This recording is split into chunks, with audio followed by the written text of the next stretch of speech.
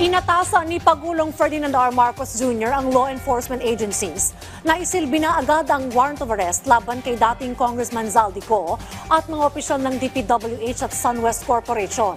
Kaugnay ito ng kasong katiwalian na inihain ng Office of the Ombudsman sa Sandigan Bayan tungkol sa halagang 289 million pesos na flood control project sa Oriental Mindoro.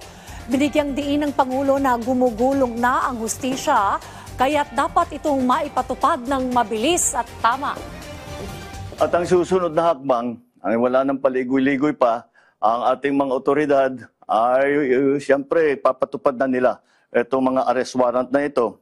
Aarestuhin na sila, ihaharap sa korte at pananagutin sa batas. Walang special na pagtrato, walang sinasanto. Ako ang nagsimula nitong lahat. Ako ang magtatapos. Kaya't asahan po ninyo na wala pong tigil itong aming ginagawa.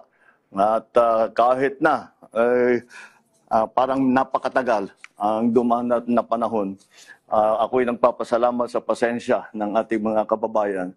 Ngunit nagbunga na ng resulta ang mga pasensya ninyo. Maraming salamat po. Magandang araw po sa inyo.